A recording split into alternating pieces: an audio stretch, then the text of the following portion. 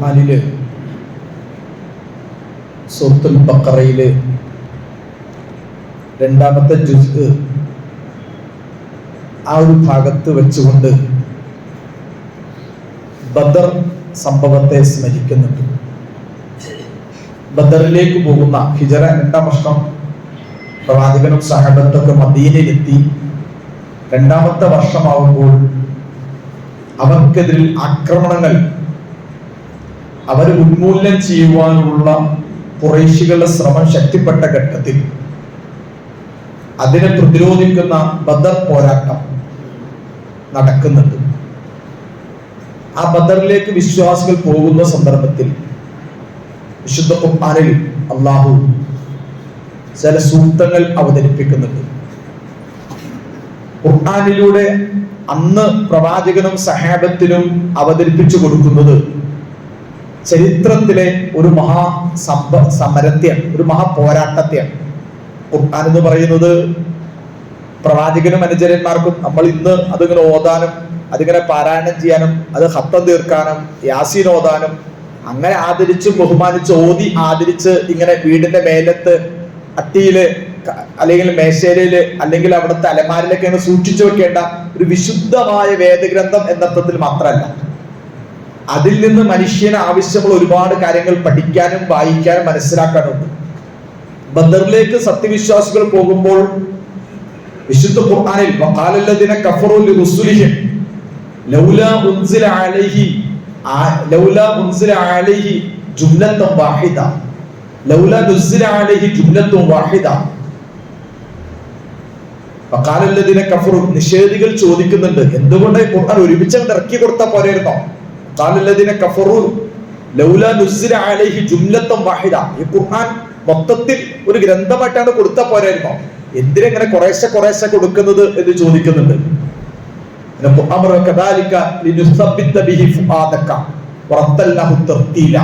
ഇങ്ങനെ ഖുർആൻ ഇങ്ങനെ ഓരോ സന്ദർഭത്തിനനുസരിച്ച് ഇങ്ങനെ കുറേശ്ശെ ഇറക്കിയത് ഇതിങ്ങനെ ഓതാനും പാരായണം ചെയ്യാനുള്ളത് മാത്രമല്ലത്, അത് ഖത്തം തീർക്കാൻ മാത്രമുള്ളതല്ല, അതിൽ യാസീൻ ഓതാൻ മാത്രമുള്ളതല്ല, അത് ബർക്കത്തിന് വേണ്ടി ഓതാനുള്ള ഒരു ഗ്രന്ഥം എന്നർത്ഥത്തിലല്ല. അങ്ങനെയാണെങ്കിൽ ഒരുമിച്ച് അങ്ങോട്ട് തന്നാൽ മതിയായിരുന്നു. ഇത് ഒരുമിച്ച് തരാതെ ഗണ്ണസിയായിട്ട് സന്ദർഭോചിതം ഓരോ സന്ദർഭത്തിലും അത് നിങ്ങൾക്ക് പറഞ്ഞു തരാൻ കാരണം ഇത് വായിക്കുമ്പോ നിന്റെ ഹൃദയത്തിന് ശക്തമായി നിലകൊള്ളാനുള്ള ധൈര്യം കിട്ടും. ഈ ഖുർആൻ വായിക്കുമ്പോ അതിലൂടെ അള്ളാഹുവിന്റെ സംസാരം കേൾക്കുമ്പോ അള്ളാഹു കഴിഞ്ഞുപോയ ലോകത്തെക്കുറിച്ചും ചരിത്രത്തെക്കുറിച്ചൊക്കെ നിങ്ങളോട് പറയുമ്പോൾ അത് വായിച്ചിട്ട് കേട്ടിട്ടും നിങ്ങളുടെ ഹൃദയത്തിന് വലിയ ശക്തി കിട്ടും. അപ്പൊ പ്രവാചകൻ സല്ലല്ലാഹു അലൈഹി വസല്ലം അനുചരന്മാർ ബദറിലേക്ക് പോകുമ്പോൾ ഖുർആൻ ഇറക്കുന്നത് ചരിത്രത്തിൽ നടന്ന സമര പോരാട്ടത്തെ പ്രവാചകന് സഹാബത്തിന് പഠിപ്പിച്ചു കൊടുക്കാം. അതിൽ തന്നെ ഞാൻ പറയും, നമ്മൾക്ക് പോലും ഖുർആൻ പഠിക്കുമ്പോൾ ഇതെന്തിനാണ് പഠിക്കുന്നത് വെച്ചാൽ നമ്മുടെ ജീവിതത്തിലേക്കും നാം ജീവിക്കുന്ന ഈ കാലഘട്ടത്തിൽ നാം ജീവിക്കുന്ന ലോകത്ത് ഇപ്പോൾ നടക്കുന്ന സംഭവങ്ങളിലേക്ക് വെളിച്ചം നൽകാൻ, ശക്തി നൽകാൻ, കരുത്ത് നൽകാൻ ഈ ഖുർആന് സാധിക്കണം. അതിനാ ഖുർആൻ ഇങ്ങനെ ഗണ്ണസ്യായിട്ട് ഇറക്കിയത്. ആ സംഭവം എന്താണ് എന്ന് ചോദിച്ചാൽ നിങ്ങൾക്ക് അറിയുന്നത് പോലെ ചരിത്രത്തിൽ ഇസ്രയേലികളുടെ ചരിത്രമാണല്ലോ ഖുർആന്റെ വലിയൊരു ചരിത്രം തന്നെ. ഇന്നും മുസ്ലിം സമൂഹം അതേ ചരിത്രം ആവർത്തിക്കുകയാണ്. ഖുർആനിലൊക്കെ പറഞ്ഞ പല കാര്യങ്ങളും പല രീതികളൊക്കെ എന്തിനായിരുന്നു ഇത്രത്തോളം പറഞ്ഞത് എന്ന് നിങ്ങൾക്ക് ഇപ്പൊ തിരിയണമെങ്കിൽ ഇന്നത്തെ ലോക രാഷ്ട്രീയത്തെ പറ്റി ചിന്തിച്ചാൽ മതി. ഖുർആനില് യഹൂദികളെ കുറിച്ച്, നസാറാക്കളെ കുറിച്ച്, അവരുടെ സൗഹൃദങ്ങളെ കുറിച്ച്, അവരുമായിട്ടുള്ള ബന്ധത്തിൽ സൂക്ഷ്മതയെ കുറിച്ച്, അവർ ആത്മമിത്രങ്ങളാക്കുന്നതിനെ കുറിച്ച്, അവർ രാഷ്ട്രീയ അധികാരത്തിന്റെ ഔലിയാക്കൾ രക്ഷാധികാരികളെ സ്വീകരിക്കുന്നതിനെ കുറിച്ചൊക്കെ ഖുർആനിൽ എത്രയോ പറഞ്ഞിട്ടുണ്ട്. അത് കേൾക്കുമ്പോൾ നമുക്ക് പോലും ഇങ്ങനെയൊക്കെ പറയേണ്ടതുണ്ടായിരുന്നോ? ഇതൊക്കെ ഒരു മതാന്തര സമൂഹങ്ങൾക്ക്, ഒരു ബഹുസ്വര സമൂഹത്തിന്, ഒരു മതേതര സമൂഹത്തിന് മറ്റ് മതര സമൂഹങ്ങളോടുള്ള ബന്ധങ്ങൾക്ക് പറ്റാത്ത വാക്കുകളൊക്കെ ഖുർആനിൽ ഉണ്ടല്ലോ എന്ന് വരെ നമ്മിൽ ചില ആൾക്കാർക്ക് തോന്നിയിരുന്നു. പക്ഷെ ഇന്ന് ഒരുപക്ഷെ കണ്ണും കാതൊക്കെ തുറന്ന് ലോകത്തെ കുറിച്ച് ചിന്തിക്കുന്നവർ മനസ്സിലാകും അള്ളാഹു പറഞ്ഞ എത്രയോ വസ്തുതയാണെന്ന്. എന്തായാലും വിശുദ്ധ ഖുർആനിൽ സൂറത്തുൽ ബഖറയില് ഞാൻ ഓതി വെച്ച സൂക്തം, ആ സൂക്തത്തിൽ ഒറ്റവാക്കിൽ പറഞ്ഞാൽ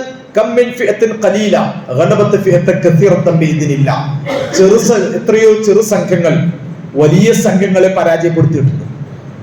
എത്രയോ ചെറു സംഘങ്ങൾ വലിയ സംഘങ്ങളെ പരാജയപ്പെടുത്തിയിട്ടുണ്ട് ഇതിനില്ല അള്ളാഹുവിന്റെ അനുമതി പ്രകാരം. ഏതാ സംഭവം? ചരിത്രത്തിൽ നമുക്കൊക്കെ അറിയുന്നത് പോലെ മഹാനായ മൂസാ നബി അലൈഹിസ്സലാത്തു വസ്സലാമിന്റെ ചരിത്രം. ഇസ്രയേലി മക്കളെ ഈജിപ്തിന്റെ മണ്ണിൽ നിന്നും ഫറോവയുടെ പീഡന മർദ്ദനങ്ങളിൽ നിന്നും രക്ഷപ്പെടുത്തി ചെങ്കടലിൽ താണ്ടി സീനാ മരുഭൂമിയിലേക്ക് പോകുന്ന രംഗമുണ്ട്. ഇസ്രയേലികളെ പിടിക്കാൻ വേണ്ടി ഫറോവയും കൂട്ടും വരുമ്പോ അള്ളാഹു ചെങ്കടലിൽ അവരെ മുക്കി കൊന്നുകളയുന്നുണ്ട്. പിന്നീട് ഇസ്രയേലി മക്കളുമായിട്ട് മൂസാ പ്രവാചകൻ സീനാ മരുഭൂമിയിൽ കയറി. അങ്ങനെ സീനാ മരുഭൂമിയിലൂടെ ഫലസ്തീന്റെ മണ്ണിലേക്ക് പോകുന്നുണ്ട്. പക്ഷേ അന്ന് ഇസ്രയേലികൾ അന്നും ഇന്നും പ്രവാചകന്മാരെ ചതിച്ചവരും വഞ്ചിച്ചവരും ചതിയന്മാരും വഞ്ചകന്മാരും ക്രൂരന്മാരുമായ ഒരു സമൂഹമായിരുന്നു. അതുകൊണ്ട് മൂസാ നബിയുടെ കൂടെ അവരൊരിക്കലും അണിചേരാൻ തയ്യാറായില്ല. മൂസാ നബി പറഞ്ഞത് അവരൊരിക്കലും അനുസരിക്കുക, പ്രവാചകന്മാരെ ധിക്കരിക്കുക, പ്രവാചകന്മാരെ പരിഹസിക്കുക, പ്രവാചകന്മാരെ പിന്നിൽ നിന്ന് കുത്തുക. ഇതാണ് അന്നും ഇസ്രയേലികൾ ചെയ്തത്. അതുകൊണ്ട് മൂസാ നബി അലൈഹി സ്വലാത്തു വസ്സലാമിന്റെ കൂടെ സീനാ മരുഭൂമിയിലൂടെ നേരത്തെ അവർക്ക് വാഗ്ദാനം ചെയ്ത വാഗ്ദത്ത ഭൂമിയിലേക്ക് അവർ ഒരിക്കലും കയറാൻ തയ്യാറായില്ല. അങ്ങനെ അവർ സീനാ മരുഭൂമിയിലൂടെ ജീവിച്ചൊരു കാലഘട്ടമുണ്ട്. ആ കാലഘട്ടത്തിൽ അവർക്ക് നേതൃത്വം കൊടുത്തത് മൂസാ പ്രവാചകന്റെ കൂടെ ഉണ്ടായിരുന്ന യൂശഅ ബിൻ നൂൻ എന്ന ഒരു പ്രവാചകൻ. അത് എത്ര ഹദീസിലൊക്കെ യൂശഅ ബിൻ നൂൻ എന്ന് പറയുന്നുണ്ട്. അതേസമയം ബൈബിൾ കുറച്ചുകൂടി വിശാലമായി, പഴയ വേദത്തിൽ കുറച്ചുകൂടി വിശാലമായി പറയുന്നുണ്ട്. എന്തായാലും യൂശഅ ബിൻ നൂനും പിന്നീട് ശംബേൽ പ്രവാചകൻ, ശംബേൽ പ്രവാചകൻ എന്നത് ബൈബിളിലുള്ള പ്രവാചകനാണ്, ഓൾഡ് ടെസ്റ്റ്മെന്റിലുള്ളൂ. ഖുർആനിൽ ശംബേൽ എന്ന പേരുള്ള പ്രവാചകൻ പറഞ്ഞിട്ടില്ല. എന്തായാലും ശംബേൽ പ്രവാചകൻ എന്നൊരു പ്രവാചകന്റെ നേതൃത്വത്തിൽ ഇസ്രയേലികൾ സീനാ മരുഭൂമിയിലൂടെ നടന്നു നീങ്ങുന്ന ഒരു കാലഘട്ടമുണ്ട്. ആ കാലഘട്ടത്തിൽ ഫിലിസ്തീൻ എന്ന പ്രദേശം ഭരിക്കുന്ന രാജാവിന്റെ പേര് ജാലൂത്ത്. ഗോലിയാത്ത് കേട്ടിട്ട്? ജാലൂത്ത് വലിയ ശക്തനാണ്, വലിയ മല്ലനാണ്, 6 മുഴമൊക്കെ നീളമുള്ള ഒരു ഒത്ത മനുഷ്യൻ. കണ്ടാൽ തന്നെ ആൾക്കാർ ഭയപ്പെടും. വലിയ ശക്തനും വലിയ മല്ലനുമായിരുന്ന ജാലൂത്താണ് അന്ന് ഫിലിസ്തീൻ എന്ന് പറയുന്ന പ്രദേശം ഭരിച്ചുകൊണ്ടിരിക്കുന്നത്.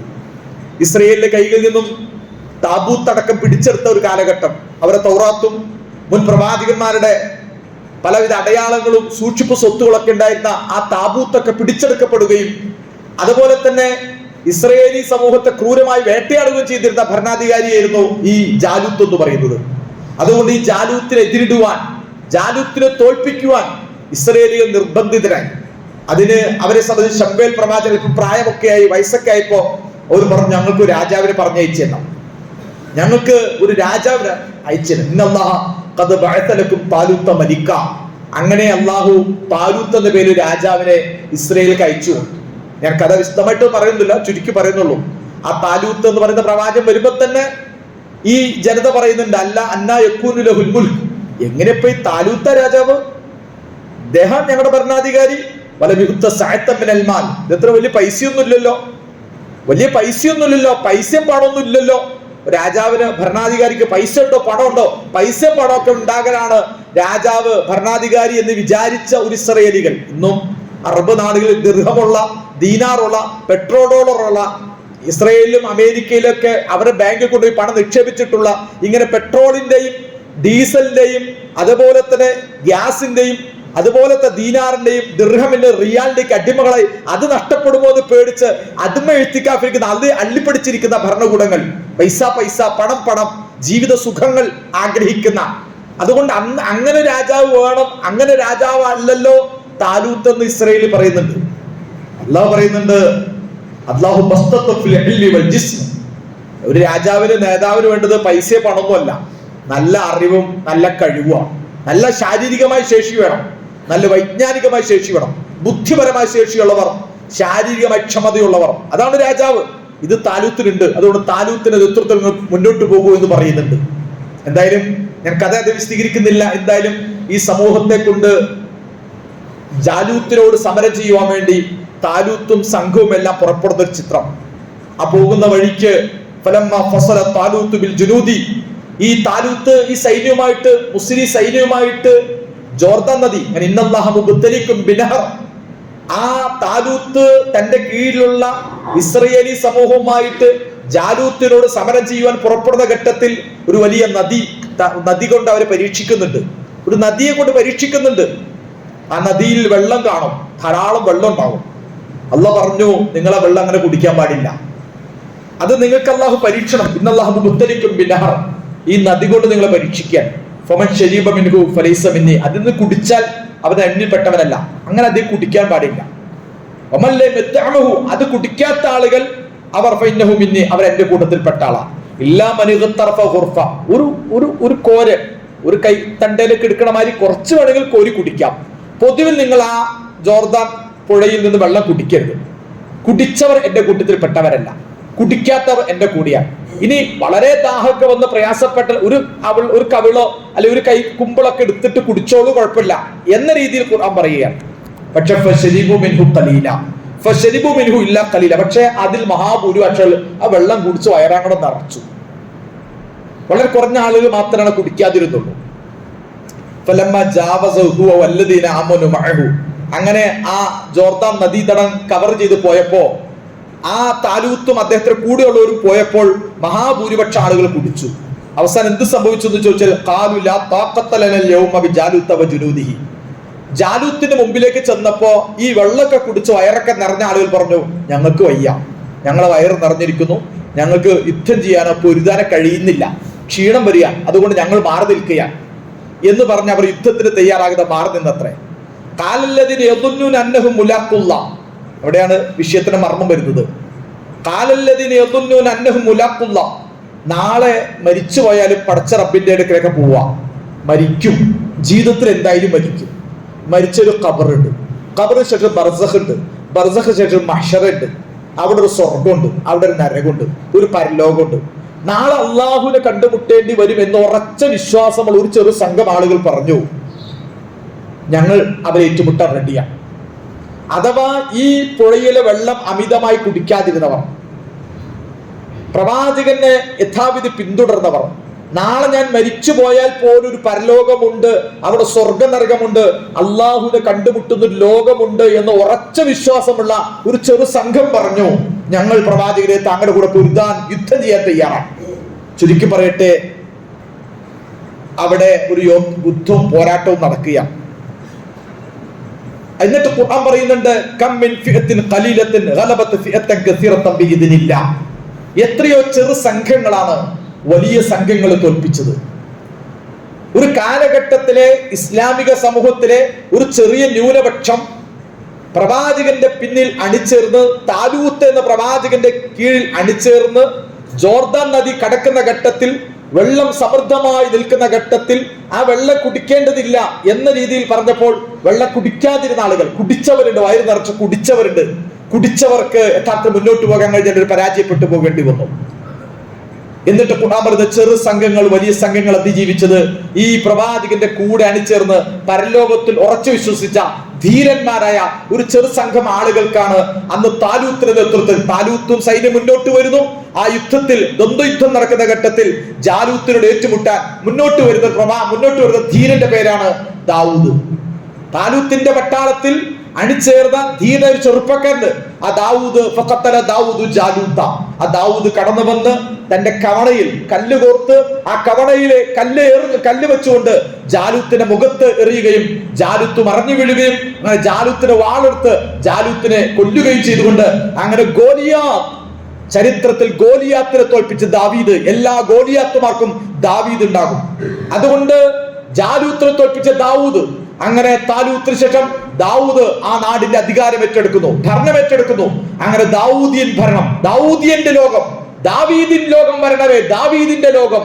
സോളമൻ, സുലൈമാൻ, ഞാൻ പറഞ്ഞ ഇസ്രായേലി സമുദായത്തിന്റെ അന്തസ്സാർന്ന പ്രൗഢതയുടെ ചരിത്രത്തിൽ ഒരു ദാവൂദ് ഉണ്ട്, സുലൈമാനുണ്ട്. അവർക്ക് സൃഷ്ടിച്ചൊരു വലിയ സാമ്രാജ്യമായിരുന്നു ഈ പറഞ്ഞ ഫലസ്തീന്, അല്ലെങ്കിൽ സിറിയ, ഷ്യാം, ഇറാഖിന്റെ വിശാലമായ മണ്ണ്.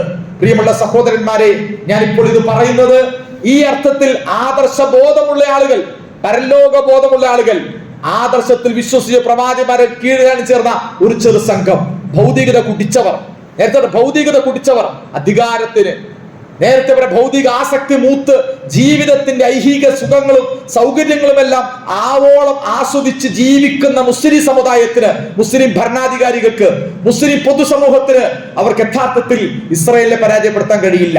സാമ്രാജ്യത്വത്തെയോ സിയോണിസത്വത്തെ പരാജയപ്പെടുത്താൻ കഴിയില്ല. ഇന്ന് മുസ്ലിം ലോകത്തെ ഇസ്ലാമിക പ്രവർത്തകർ, ഇസ്ലാമിസ്റ്റുകൾ, ദീനീബോധമുള്ളവർ, ദീനിനോടും ഇസ്ലാമിനോട് കൂറു പുലർത്തുന്ന ചെറുസംഘമായ ഇസ്ലാമിക സമൂഹം അവരിന്ന് അഭിമാനിക്കുന്ന ദിവസമാണ്. നമുക്കറിയാം, കഴിഞ്ഞ 2 വർഷമായി, ഇത് ഒക്ടോബർ മാസമാണ്, 2025 ഒക്ടോബർ മാസമാണ് ഇപ്പോൾ.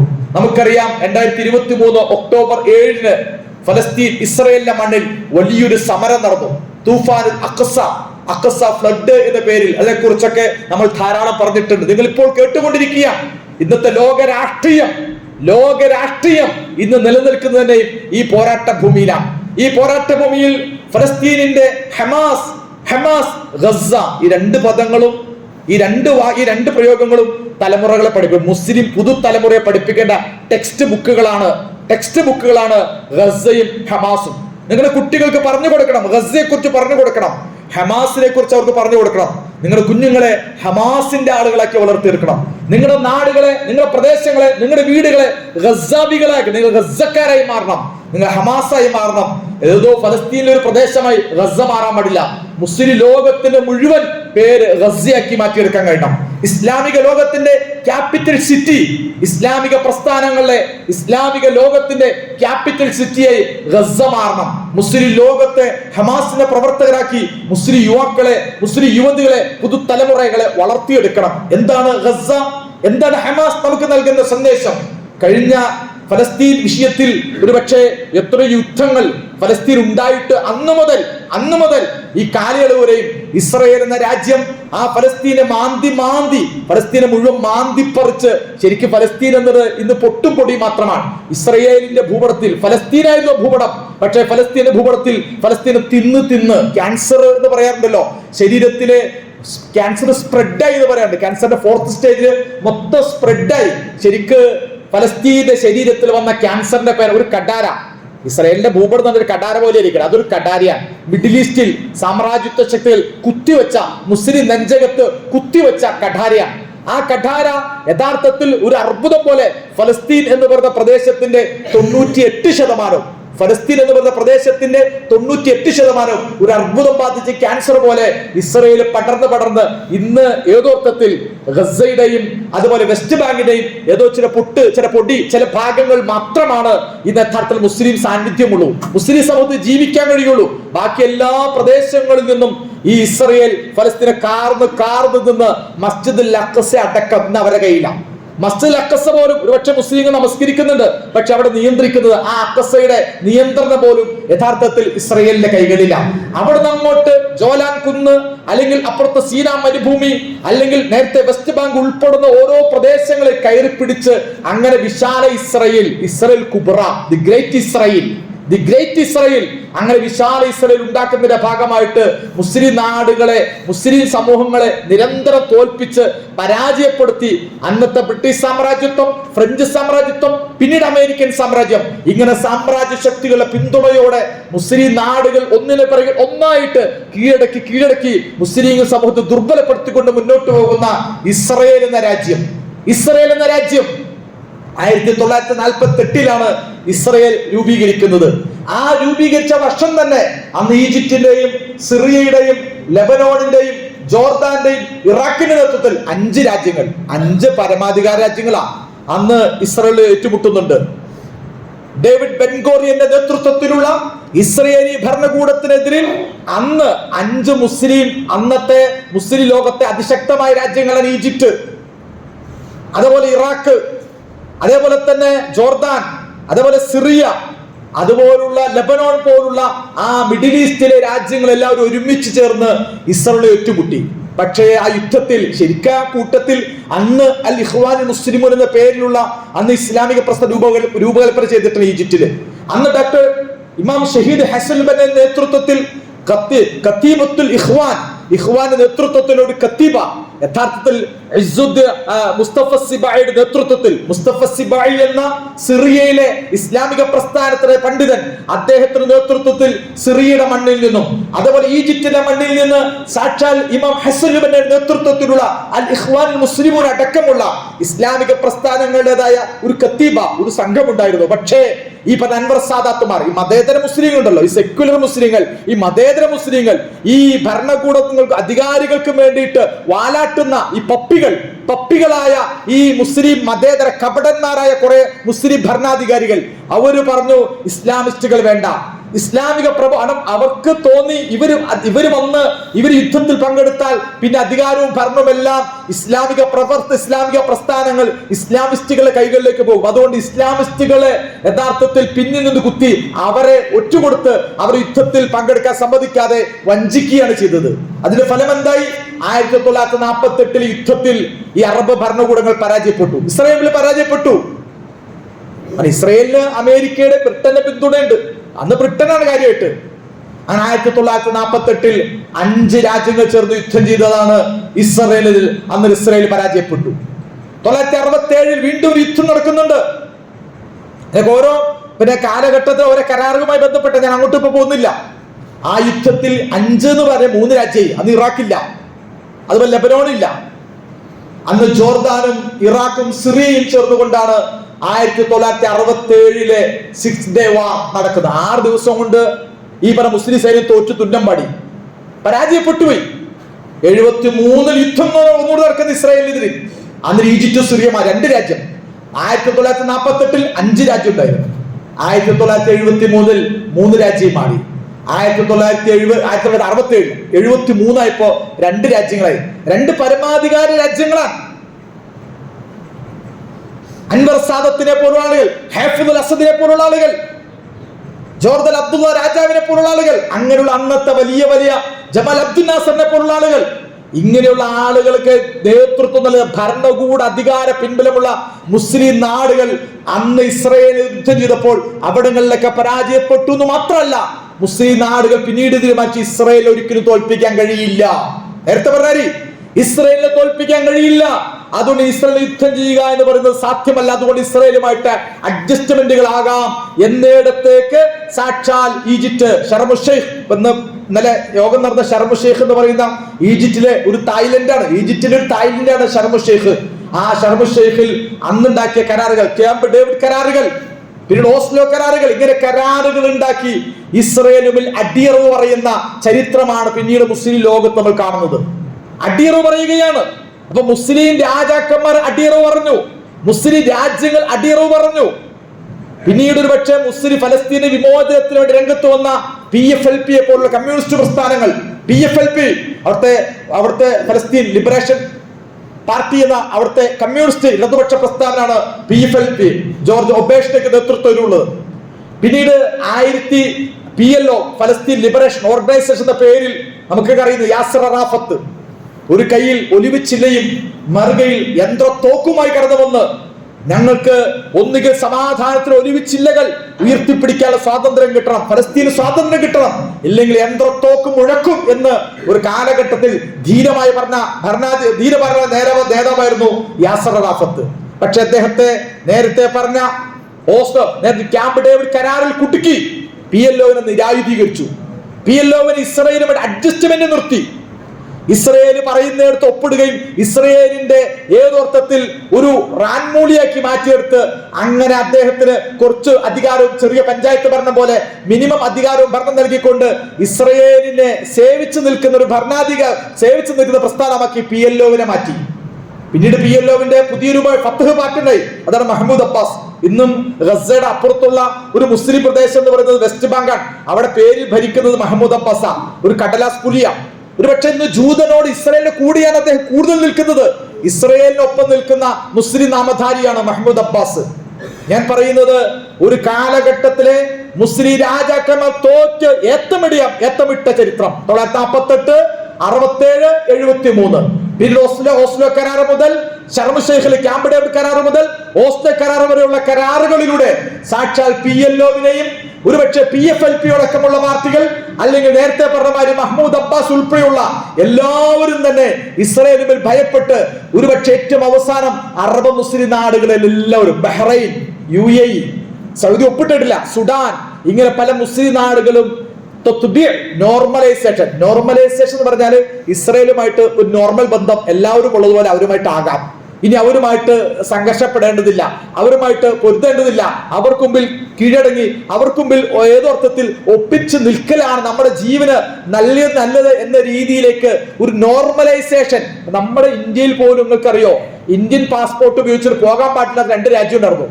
അതൊന്ന് ഇസ്രായേലാ, ഒന്ന് ദക്ഷിണാഫ്രിക്ക അപ്പാർത്തീഡ് വർണ്ണവെറിയുടെ നാടായതുകൊണ്ട് നെൽസൺ മണ്ടേലയ്ക്ക് ഒപ്പം ഐക്യദാർഢ്യം പ്രഖ്യാപിച്ച് വർണ്ണവെറിക്കെതിരെ നിലനിന്നുകൊണ്ട് പ്രിയമുള്ള ഇന്ത്യൻ പാസ്പോർട്ടിൽ യഥാർത്ഥത്തിൽ ദക്ഷിണാഫ്രിക്കയിൽ പോകാൻ കഴിയില്ലായിരുന്നു.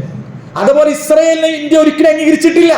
മഹാത്മാഗാന്ധിജി മുതൽ ജവഹർലാൽ നെഹ്റുവിന്റെ the glimpses of world history എന്ന പുസ്തകമുണ്ട്, പ്രൗഢമായ ഒരു ഗ്രന്ഥം. അതിൽ 5 പേജോളം നെഹ്റു പറയുന്നതിനെ എന്തുകൊണ്ട് ഇസ്രായേൽ അംഗീകരിക്കുന്നില്ല?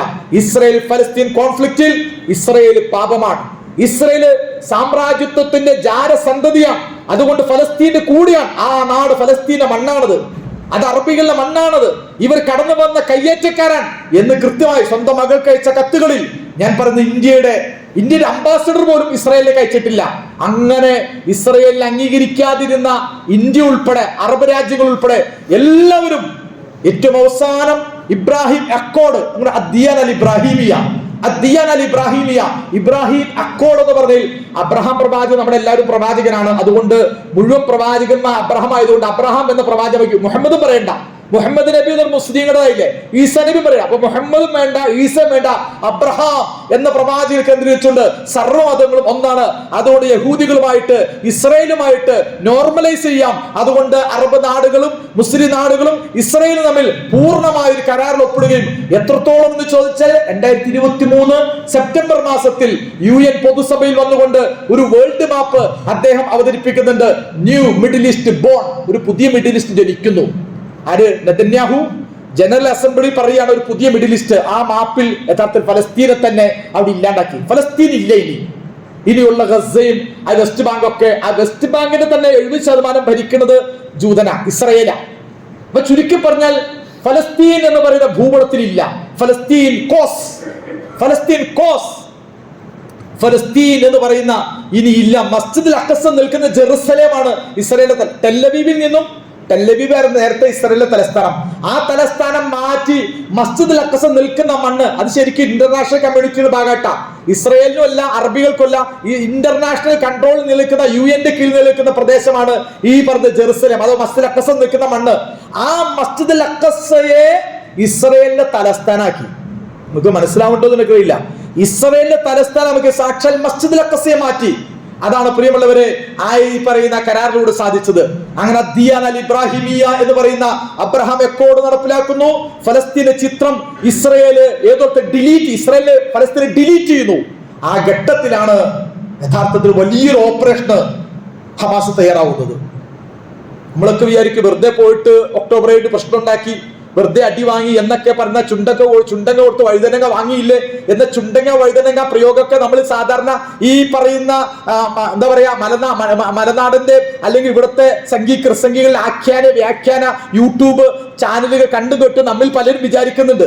പക്ഷെ പ്രിയമുള്ളവരെ, അവരെ സംബന്ധിച്ചിടത്തോളം അവർക്ക് വലുത് മസ്ജിദുൽ അഖ്സയായിരുന്നു. ഫലസ്തീന്റെ മണ്ണ് ഒരിക്കലും ഇസ്രായേലിന് വിട്ടുകൊടുക്കാൻ തയ്യാറല്ല എന്ന് തീരുമാനിച്ച ധീരന്മാരെ സംഘമാണ് ഹമാസ്. എന്തുകൊണ്ട് ഹമാസ് എന്ന് ചോദിച്ചാൽ, നേരത്തെ പറഞ്ഞല്ലോ 1948 67 73 യുദ്ധം ചെയ്ത് രാജാക്കന്മാർ. ജമാൽ അബ്ദുൽ നാസറാൻ, സദ്ദാം ഹുസൈനാൻ, നേരത്തെ പറഞ്ഞ ജോർദാൻ അബ്ദുള്ള രാജാവാൻ, ഹാഫിദുൽ അസദാൻ. ഇവരൊക്കെ രാജാക്കന്മാരാ, ഇവരൊക്കെ സോഷ്യലിസ്റ്റുകളാ, ഇവരൊക്കെ സെക്യുലറിസ്റ്റുകളാ. പിന്നീട് സാക്ഷാൽ PLO അതോട് സോഷ്യലിസ്റ്റ് ചേരിയിലേക്ക് മാറി. ജിഹാദിന്റെ വഴികൾ വിട്ടുകൊണ്ട് അവർ ഏതോർത്ഥത്തിൽ ആ അടിയറ പറഞ്ഞു. മഹ്മൂദ് അബ്ബാസ് കീഴടങ്ങി. PFLP പോലുള്ള കമ്മ്യൂണിസ്റ്റ് പ്രസ്ഥാനങ്ങൾ, ഇത്തരം പ്രസ്ഥാനങ്ങളെ ബാനിലേക്ക് അണിചേർന്നതിനപ്പുറം യഥാർത്ഥത്തിൽ ജിഹാദി ബോധത്തോടെ, യഥാർത്ഥ ഈമാനും യഥാർത്ഥ ദീനി ബോധവുമുള്ള ഒരു സമൂഹം വരട്ടെ എന്ന രീതിയിലാണ് ഷെയ്ഖ് അഹമ്മദ് യാസീൻ ഒരു ഇസ്ലാമിക പ്രസ്ഥാനമായ ഇഖ്വാനുൽ മുസ്ലിമൂന്റെ ഭാഗമായ ഹമാസിനെ 1987 ഫലസ്തീൻ നമ്മൾ രൂപകൽപ്പന ചെയ്തത്. അഥവാ അല്ലാഹു റബ്ബുന വ മുഹമ്മദു സഈമുന വൽ ഖുർആനു ദസ്തൂറുന വൽ ജിഹാദു സബീലുന വൽ മൗതു ഫീ സബീലില്ലാ അഹ്ലാ വ അസ്മാ അമാനീന. ഇതൊരു വലിയ മുദ്രാവാക്യമാണ്. അല്ലാഹുവാണ് ഞങ്ങളുടെ റബ്ബ്, ഞങ്ങൾക്ക് വേറെ റബ്ബൊന്നുമില്ല. മുഹമ്മദാണ് ഞങ്ങളുടെ നേതാവ്, വേറെ നേതാക്കന്മാരൊന്നുമില്ല. ഞങ്ങളുടെ നേതാവ് മുഹമ്മദ് മുസ്തഫ സല്ലല്ലാഹു അലൈഹി വസല്ലം. വിശുദ്ധ ഖുർആൻ ഞങ്ങളുടെ ഭരണഘടന. ഞങ്ങൾ സോഷ്യലിസ്റ്റുകളോ സെക്യുലറിസ്റ്റുകളോ മോഡേണിസ്റ്റുകളോ മതേതരന്മാരോ ഒന്നുമല്ല. ഞങ്ങളുടെ വേദഗ്രന്ഥം, ഞങ്ങളുടെ കോൺസ്റ്റിറ്റ്യൂഷൻ അത് വിശുദ്ധ ഖുർആനാ. മുഹമ്മദ് മുസ്തഫ സല്ലല്ലാഹു അലൈഹി വസല്ലം ഞങ്ങളുടെ നേതാവ്. ഖുർആനാണ് ഭരണഘടന. വൽ ജിഹാദു സബീൽ, ഞങ്ങൾ ഈ വഴിയിൽ അല്ലാഹുവിന്റെ ജിഹാദ. വൽ മൗതു ഫീ സബീലില്ലാ അഹ്ലാ വ അസ്മാ അമാനീന. ഈ വഴിയിൽ മരിച്ചു വീണാൽ, ആ മുദ്രാവാക്യമാണ് ഇന്ന് ഫലസ്തീൻ ഗസക്കാർ ഏറ്റെടുത്തത്. മരിച്ചു വീണാൽ രക്തസാക്ഷിത്വം ഞങ്ങൾക്ക് മനോഹരമാണ്. അഹ്ലാ വ അസ്മാ അമാനീന, ഏറ്റവും മധുരമുള്ള ഉന്നതമായ ലക്ഷ്യമാണ് ഈ മാർഗത്തിൽ രക്തസാക്ഷിത്വം. അത് പറഞ്ഞുകൊണ്ട് അഥവാ ഇതുവരെ യുദ്ധങ്ങൾ തോറ്റു, ഇതുവരെ പരാജയപ്പെട്ടു, ഞങ്ങൾ യഥാർത്ഥത്തിൽ ഇസ്ലാമിന്റെ ഭൂമികയിൽ, ഇസ്ലാമിന്റെ കൊടിക്കുറയിൽ വിശുദ്ധ ഖുർആൻ ഭരണഘടന ഉയർത്തിപ്പിടിച്ചുകൊണ്ട് ഇസ്ലാം ഇസ്ലാം ഇസ്ലാം മാത്രം എന്ന രീതിയിൽ ഒരു പോരാട്ട ഭൂമിയിലേക്ക് ഇറങ്ങി തിരിച്ച പ്രസ്ഥാനമാണ് ഹമാസ്. അവർ അന്ന് വന്നതോടെയാണ് പ്രിയമുള്ളവരെ ഇസ്രയേലിന് ഉറക്കം പോയത്, ഇസ്രയേല് മുട്ടുവിറക്കാൻ തുടങ്ങിയത്. 1987 മുതൽ 2025 ഈ നിൽക്കുന്ന ഘട്ടത്തിൽ പോലും പ്രിയമുള്ളവരെ പൊരുതിക്കൊണ്ട്, നിങ്ങൾക്കറിയില്ലേ ആ ഫലസ്തീന്റെ ആ പോരാട്ടത്തിൽ ഇന്നും 2 വർഷം നിന്നിട്ട് പോലും ആ ജനത എന്താ ഇസ്രയേൽ പ്രധാനമന്ത്രി പറഞ്ഞത്? ഒരു ദിവസം കൊണ്ട് ഞങ്ങൾ ഫലസ്തീനിനെ, ഗസയെ ഞങ്ങൾ ചുട്ടരിക്കും, ഹമാസിനെ തീർക്കും. ഗോ സ്മാഷ് ഫിനിഷ്, പൊയ്ക്കോളൂ, ഫിനിഷ് ചെയ്തോളൂ, എല്ലാം തീർത്തോളൂ. Go to Amaleks, destroy them all, men, women, infants, children, animals, donkeys. അങ്ങനെ പറഞ്ഞു, നിങ്ങൾ അമാലിക്കൾ ആ നാട്ടിലേക്ക് പോകും, അമാലിക്കൾ പ്രദേശത്തേക്ക് ചെല്ല്. എന്നിട്ട് അവിടുത്തെ ആണ്, പെണ്ണ്, മുതിർന്നവര്, കൊച്ചു കുഞ്ഞുങ്ങൾ, ഇൻഫാന്റ്സ്, കൊച്ചു കുഞ്ഞുങ്ങൾ വരെ, മൃഗങ്ങളടക്കം, അല്ല ഡോങ്കികളടക്കം എല്ലാത്തിനും കൊന്നോളൂ, ഒന്നും ബാക്കി വെക്കില്ല എന്ന് പറഞ്ഞിട്ടാണ് ഈ ഇസ്രയേൽ അങ്ങോട്ട് പറഞ്ഞു വിട്ടത്. 2 വർഷം കൊണ്ട് ചെയ്യാവുന്ന ക്രൂരതകൾ കൂടുതൽ എല്ലാം ചെയ്തു. എന്നിട്ടും സമയത്തിന് കുറവുകൊണ്ട് നിർത്തുക ഞാൻ പറയുന്നത്, എന്നിട്ടും പ്രിയമുള്ളവരെ ആ ഹമാസ് ഫിനിഷ് ചെയ്യും. ഹമാസുമായിട്ട് കരാറ്, ഷർമു ഷെയ്ഖില് ഇസ്രയേൽ മൊസാദിന്റെ ആളുകൾ ആരെയാണോ അവരൊക്കെ മുമ്പിൽ ഇത് കരാർ ചെയ്യുന്ന അവസ്ഥ. ഇന്ന് 20 ഹോസ്റ്റേജുകൾക്ക് പകരമായി 2000 ഫലസ്തീന് തിരിച്ചുവിടുന്ന അവസ്ഥ. ഫലസ്തീന്റെ ഭരണം ടോണി ബ്ലെയറിനെ ഏൽപ്പിക്കും. അതുപോലെ അമേരിക്ക നിയന്ത്രിതമാക്കും, ടൂറിസ്റ്റ് കേന്ദ്രമാക്കും, ഡെസേർട്ട് ഐലൻഡിലാക്കും. ഇതൊന്നും നടപ്പാക്കാത്ത വിധത്തിൽ അവർ മരിച്ചിട്ടുണ്ട്, പക്ഷെ അവർ തോറ്റിട്ടില്ല.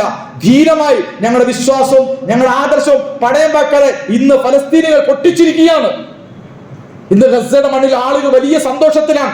ഇസ്രായേൽ ശോകമൂകമാണ്. ഞാൻ പറയുന്നത് ഒരു സമൂഹത്തിന്റെ ആദർശശേഷി, വിശ്വാസശേഷി ഒന്നുമില്ല. ആനയും അണ്ണാനും തമ്മിൽ ഏറ്റുമുട്ടി ആരെ ജയിക്കേണ്ടത്? നീലത്തിമിലും പരലും തമ്മിൽ ഏറ്റുമുട്ടി ആരെ ജയിക്കേണ്ടത്? സിംഹവും മുയലും തമ്മിൽ ഏറ്റുമുട്ടി ആരെ? സിംഹത്തിന് മുയലിനെ തോൽപ്പിക്കാൻ ഇത്ര പ്രയാസോ? ഒരു സിംഹത്തിന് മുയലിനെ തോൽപ്പിക്കാൻ പ്രയാസോ? ആനയ്ക്ക് അണ്ണാനെ തോൽപ്പിക്കാൻ പ്രയാസോ? ആനയ്ക്ക് അണ്ണാനെ തോൽപ്പിക്കാൻ പ്രയാസമോ? നീലിത്തിമിംഗലത്തിന് ഒരു പരലിനെ വിഴുങ്ങാൻ കഴിയുന്നില്ലേ? അതേ നീലിത്തിമിംഗലം പരലിന് മുമ്പിൽ വിയർക്കുന്നുണ്ടെങ്കിൽ, അതേ ചെറിയ ആട്ടിൻകുട്ടിയുടെ മുമ്പിൽ ചെന്നായി വിറക്കുന്നുണ്ടെങ്കിൽ, പ്രിയമുള്ള ഒരു ആയുധമില്ലാത്ത കഴിഞ്ഞ 17 വർഷമായി ഉപരോധിച്ച് ഭക്ഷണമില്ല, വെള്ളമില്ല, കറണ്ടില്ല, വായുവില്ല, ഒന്നുമില്ലാതെ, വായു ഒഴികെ ബാക്കി ഒന്നുമില്ല, വായു മാത്രം, അത് തടയാൻ കഴിയില്ല. കടൽ മാർഗമില്ല, കരമാർഗമില്ല, ഭൂമിയില്ല, സർവ്വതും നിരോധിച്ചിട്ടും നിസ്സഹായമായി കയ്യും കാലും കെട്ടിയിട്ടിട്ട് എല്ലാ അർത്ഥത്തും ചെയ്തിട്ടും മരിച്ചിട്ട് പോലും തോൽക്കാത്തൊരു ജനതയുടെ ധീരത, അത് നമ്മൾ തലമുറയെ പഠിപ്പിക്കണം. അതുകൊണ്ടാണ് ഞാൻ പറയുന്നത്, നമ്മുടെ തലമുറയെ ഹമാസിനെ കുറിച്ച് പഠിപ്പിക്കണം. നമ്മുടെ കുഞ്ഞുങ്ങളെ ഗസക്കാർ, അവർ അഹ്ലുൽ ഖുർആൻ, ഖുർആന്റെ മക്കളാണ് അവർ. ലോകത്തെ ഏറ്റവും ഹാഫിദുകളുള്ള നാടുകളാണ്. ഖുർആൻ പഠിക്കുന്ന ഒരു സമൂഹം.